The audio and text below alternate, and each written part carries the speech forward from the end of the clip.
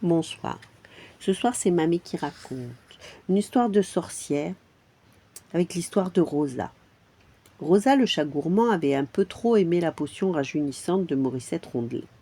Une lampée, puis deux, puis trois, et le résultat était là. Agrippée sur un grand balai, Rosa, devenue sorcière, n'avait que 15 mois. La sauterelle 08, célèbre pour son mauvais caractère, bondissait de colère sur le manche. « Je t'avais dit de n'en prendre qu'une fois !» hurlait-elle. « Fais demi-tour, on rentre !» « Non !» répondit Rosa. « Alors tant pis pour toi. Moi, je ne seconderai pas un bébé capricieux. »« Eh bien, je me débrouillerai toute seule, répondit Rosa. Dis-moi juste ce que je dois faire. »« Pose-toi tout de suite dans la clairière, ordonna la sauterelle. Aussitôt, la petite sorcière amorça la descente et gara son balai devant une jolie chaumière. « Tu dois rapporter à Morissette 3 larmes de révolte, » dit 08. « Et ce n'est pas la peine de pleurnicher, les tiennes ne marcheront pas. Salut !»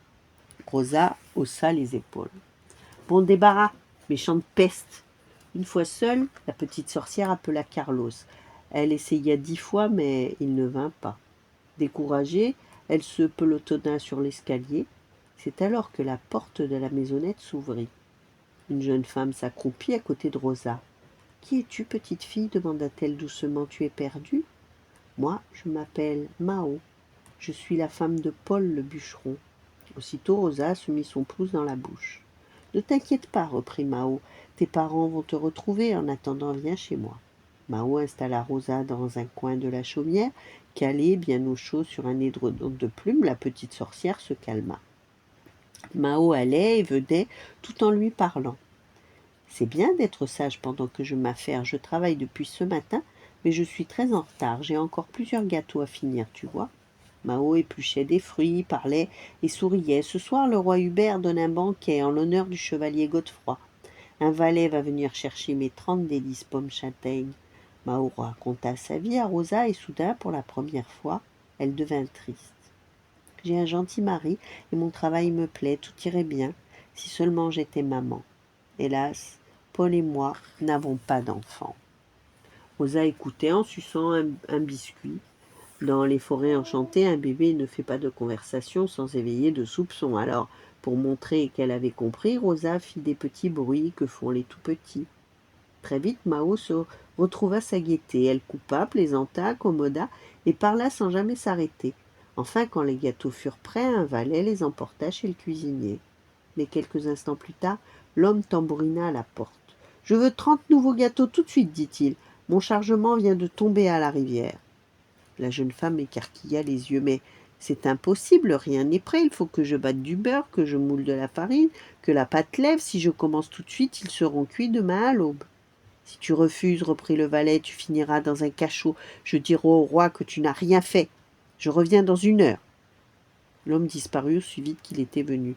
La pauvre Mao, d'un coup de pied, claqua la porte dans un bruit de tonnerre. Puis, au lieu de s'affairer derrière ses fourneaux, elle s'accouda à sa table et pleura de rage. « Jamais je n'y arriverai !» Pendant qu'elle sanglotait, des larmes glissèrent sur ses joues et tombèrent une à une dans le bol qu'elle venait d'amener. Rosa n'avait aucun besoin de prononcer une formule magique. Elle quitta sa place pour poser sa tête sur les genoux de Mao. Puis, d'une toute petite voix, elle murmura « Essaie quand même, Mao. Je t'aiderai et tu réussiras. » Mao releva brusquement la tête et regarda ce bébé qui lui souriait. Elle lui caressa les cheveux. « Je deviens folle à présent, » dit-elle entre 2 larmes. « Je jurais que tu m'as parlé. Bon, enfin, rien ne sert de pleurer, je me mets au travail. » La pauvre pâtissière commençait à battre la crème à la cuillère en bois. Elle fut surprise de trouver le beurre aussitôt formé. Dans sa réserve, elle découvrit un sac de farine et un panier débordant de pommes. Enfin, une douce chaleur fit lever la pâte en un clin d'œil. Cachée sous la table, Rosa bougeait ses sourcils en murmurant des mots magiques. Quand les gâteaux furent enfournés, Mao réfléchit à ce qui lui arrivait. Elle était aussi heureuse que stupéfaite de sa chance. Mais le valet, accompagné de 2 gardes, frappa à la porte. « Notre commande est-elle prête ?» demanda-t-il, la bouche pincée. « Au château, la reine Astrid s'impatiente. »« Plus qu'une demi-heure et tout sera cuit, » sourit la jeune femme.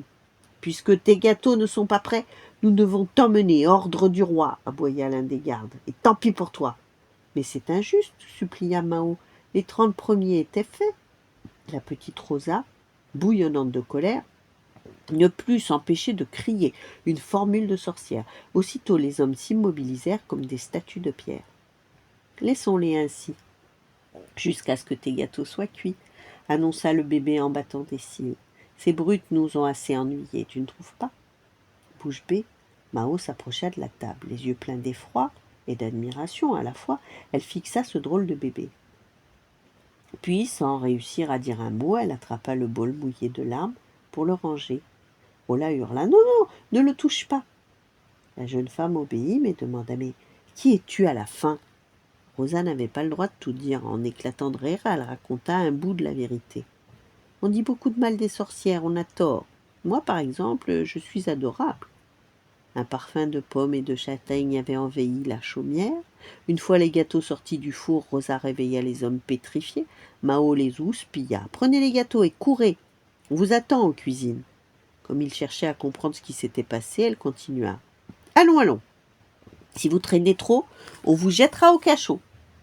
À peine les deux hommes partis, Rosa chuchota. Je dois m'en aller moi aussi. Donne-moi une petite bouteille, j'y enfermerai ta colère. 1, 2, 3 larmes de Mao passèrent du bol au flacon. C'est alors que Paul le bûcheron rentra à la maison. Il vit la fillette sur les genoux de sa femme et les yeux brillants. Il demanda quelques explications.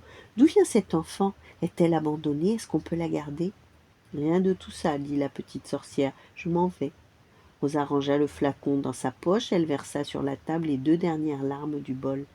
Puis à petits pas, elle sortit. Sur le pas de la porte, elle prévint.